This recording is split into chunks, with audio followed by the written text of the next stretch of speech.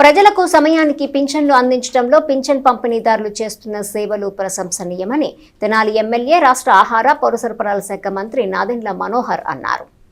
తెనాలి పురపాలక సంఘం ఆధ్వర్యంలో బుధవారం స్థానిక కొత్తపేటలోని తెనాలి రామకృష్ణ కవి కళాక్షేత్రంలో పింఛన్ పంపిణీదారుల ఆత్మీయ సమ్మేళనం నిర్వహించారు. సచివాలయ నిర్వహణ, పింఛన్ల పంపిణీలోనూ తెనాలి పట్టణం ప్రథమ స్థానంలో నిలిచిన సందర్భంగా ఏర్పాటైన ఈ సమ్మేళనానికి municipal commissioner J Rama Appalanaidu అధ్యక్షత వహించారు. ముఖ్య అతిథిగా హాజరైన మంత్రి నాదెండ్ల మనోహర్ పింఛన్ల పంపిణీదారుల సేవలను అభినందించారు. వృద్ధులు, వికలాంగులు, అర్హులైన ప్రతి లబ్ధిదారునికి ప్రభుత్వ సంక్షేమ పథకాలు చేరేలా అంకిత భావంతో పనిచేస్తున్న వారందరికీ ప్రభుత్వం అండగా ఉంటుందని తెలిపారు. రేషన్ షాపుల్లో సేంద్రియ ఉత్పత్తుల మినీ మాల్స్ ను ఏర్పాటు చేయనున్నట్టు ఈ సందర్భంగా ప్రకటించారు. అనంతరం యానిమేటర్లకు మొబైల్ ఫోన్లు పంపిణీ చేశారు. మండల తహసీల్దార్ KV Gopalakrishna, DSP B Janardhan Rao, MPDO Attota Deepthi, MEPMA CMM Vijay Kumari, APM Jayashree తదితరులు పాల్గొన్నారు. అవుట్ ఆఫ్ ద బాక్స్ అంటే వాళ్ళ పెన్షన్ గవర్నమెంట్ ఏదో శాంక్షన్ చేస్తే తీసుకొచ్చి 6,000 ఇవ్వడము, 4,000 ఇవ్వడం కాదు. అవుట్ ఆఫ్ ద బాక్స్ మీరేం చేయగలరు? డిఎంఎండ్హెచ్ఓతో లేకపోతే డిప్యూటీ డిఎంఎండ్హెచ్ఓ ఫోన్ నెంబర్ తీసుకున్నారా, మాట్లాడారా, ఏమన్నారు, ఎప్పుడు వస్తాయి అంట, ఇలా ఫాలోఅప్ చేసుకోవాలి. ఖచ్చితంగా వాళ్ళ దగ్గరికి వెళ్ళాలి. మెడిసిన్స్ అందుతున్నాయా లేదా, ఏఎన్ఎంస్ వాళ్ళ దగ్గరికి వెళ్ళి మెడిసిన్స్ అందుతున్నాయా లేదా అనేది మీరు వాళ్ళు ఎంపతి చూపించాలని మీరు మాకు చాలా నేర్పించారు సార్. ఫస్ట్ టైం నంది వెలుగు నేను జాయిన్ అయిన కొత్తలో సార్ నాకు ఇప్పటికీ గుర్తే, నంది వెలుగులో పెన్షన్ డిస్ట్రిబ్యూషన్కి వెళ్ళినప్పుడు డిజేబుల్ దగ్గరికి వెళ్ళినప్పుడు ఆవిడ బెడ్ రిడన్, చూడడానికి కూడా ఎవరూ లేరు అనే పరిస్థితుల్లో ఏమనిపించారు సార్? మనం చేసే ఉద్యోగ జీవితంలో మన కళ్ళుండి కూడా మన ఎదురుగుండా ఉన్న బ్రెయిన్ క్యాచ్ చేయట్లా, నాకు అది అనిపిస్తుంది సార్. వెంటనే 1 వీక్ తిరిగేలోపు వారికి హెల్ప్ చేయగలిగామంటే ఓన్లీ సార్ ఆలోచన. సార్ ఎంతసేపు చెప్పినా నేనైతే ఇలాగే చెప్తాను. మీరందరూ ఈ విషయంలో చప్పట్లు కొట్టాలి. First point.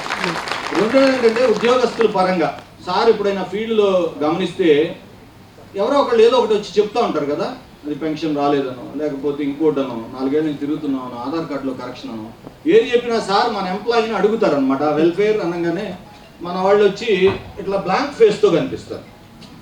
అది కూడా ఒక అందుకు నాకు ఎందుకు ఎక్కడో ఒక మూల బాధగా ఉంటుంది. ఎలా అంటే మనం ఆ ఏరియాలో ఒక 2,000 మంది ఇళ్ళకి మనం సర్వీస్ చేసే మనం 2,000 ఫింగర్ టిప్స్ మీద ఉండాలి. జనరల్గా పెద్దవాళ్ళు ఎంతమంది ఉన్నారు, పిల్లలు ఎంతమంది ఉన్నారు, గవర్నమెంట్ స్కీమ్స్ ఏమేమి వస్తున్నాయి, వాళ్ళని ఎన్లైటన్ చేయడం, వాళ్ళకి మనం చెప్పడం, లేదా వాళ్ళ వైపు నుంచి ఒక అర్జీ తీసుకొని మళ్ళీ అప్రోప్రియేట్ అథారిటీకి దాన్ని ఫార్వర్డ్ చేయడం. సార్ అందుబాటులో లేనప్పుడు ఒకవేళ ఎప్పుడేమో ఫోన్ చేస్తే ఇబ్బంది పడుతున్నామేమో, ఇందాక చెప్పారు హ్యాండిక్యాప్, నిజంగా మాకు ఆ ఫీలింగ్ వచ్చింది సార్ వాస్తవంగా. సార్ అంటున్నా కానీ సార్ నాకు ఈ పాయింట్స్ డిస్కస్ చేయాలి మీతో అని అంటే ఒక పాయింట్స్ రాసి పెట్టినప్పుడు ఆయన వెంటనే రిప్లై ఇచ్చి నేను కాల్ చేస్తాను తర్వాత. నాకు ఎప్పుడు కాల్ వస్తుందని చూస్తే ఆ రోజు వస్తుంది ఖచ్చితంగా. అంటే అంత ఇబ్బందుల్లో కూడా ఓకే యాజ్ ఆఫీసర్స్గా కొన్ని నిర్ణయాలకి వాళ్ళు ఉన్నారు కాబట్టి ఖచ్చితంగా మాట్లాడాలనేటువంటి నిర్ణయం అనేది. సో ఎంత ఇబ్బందుల్లో ఉన్నా సరే సార్ వాళ్ళు రెస్పాండ్ అయినందుకు ప్రత్యేకంగా మా మున్సిపాలిటీ తరఫున ప్రత్యేక ధన్యవాదాలు. ఈ రోజున ఎన్టీఆర్ భరోసా పెన్షన్స్ విషయంలో రాష్ట్రంలో మనం నంబర్ 1 స్థానంలో ఉన్నాం. మన నియోజకవర్గం అంత పర్ఫెక్ట్గా చేయగలుగుతున్నాం. మనం అసలు ఊహించని విధంగా మన రాష్ట్రంలో జరుగుతున్న ఈ కార్యక్రమం ఇందాక ఎంపీడీఓ గారు చెప్పినట్టు 31వ తారీఖున అవసరమైతే ఒక రోజు ముందే ఇస్తాం. 1వ తారీఖున అందరికీ అందించే విధంగా మీరందరూ ఇంటింటికి వెళ్ళి ఇచ్చే ఆ కార్యక్రమం నిజంగా చూసుకుంటే ఇట్స్ సచ్ ఎ బ్లెస్సింగ్. అర్థం చేసుకోండి మీరు కూడా. ఎందుకంటే నేను పౌర సరఫరాల శాఖలో కూడా నేను మా రేషన్ డీలర్లందరినీ పిలిపించి 65 సంవత్సరాలు నిండిన వృద్ధులకు, దివ్యాంగులకు ఇంటింటికి సరఫరా చేద్దామన్న రేషన్ అనేది మొట్టమొదటిసారి భారతదేశంలో మొదలుపెట్టినప్పుడు చాలామంది దాన్ని ఉపయోగించుకుని పాపం హర్షించారు. ఆలోచించండి, మనం ఒకరి ఇంటికి వెళ్ళి సహాయం అందించి, అంటే వాళ్ళు భావించేది ఏంటి, ప్రభుత్వం అంటే మీరే అనుకుంటారు కదా, మీకోసం ఎదురు చూస్తూ ఉంటారు కదా. వాళ్ళు 1 గంట లేట్ అయినా పాపం వాళ్ళు ఎదురు చూస్తూ ఉంటారు. 8ంటికి రావాల్సింది ఇంకా రాలేదేంటి, ఎప్పుడు వస్తారని చూస్తూ ఉంటారు. అర్హత ఎంతమందికి ఉంది, ఎంతమందికి లేదు, అది ఎక్కడంటే అక్కడ మనం డిస్కస్ చేసుకోవచ్చు. కానీ ఒక తెనాలి నియోజకవర్గంలోనే 35,000 పెన్షన్లు ప్రతి నెల మనం ఎక్కడ లేని విధంగా పర్ఫెక్ట్గా చేసుకుంటూ టైమ్లీగా మనం పూర్తి చేసుకున్నామంటే అది మనస్ఫూర్తిగా మిమ్మల్ని అందరినీ కూడా నేను అభినందిస్తున్నాను.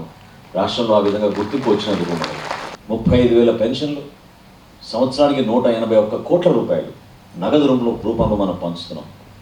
ఇది అసలు ఊహించని విధంగా చేయగలుగుతున్నాం. భారతదేశంలో ఏ ప్రభుత్వం చేయని విధంగా ఆంధ్రప్రదేశ్ ప్రభుత్వం ఈరోజు గౌరవ ముఖ్యమంత్రి గారి ఆధ్వర్యంలో ఈ కార్యక్రమాన్ని మనం ప్రజల్లోకి తీసుకెళ్ళగలుగుతున్నాం. ఈ రోజున మనం వీలైతే 11 లోపే పెన్షన్ కార్యక్రమం పూర్తవ్వాలనేది ఒక నిర్దిష్ట సమయంలో గోల్డ్ స్టాండర్డ్ మెయింటైన్ చేసుకుంటూ మనం వస్తూ ఉన్నాం.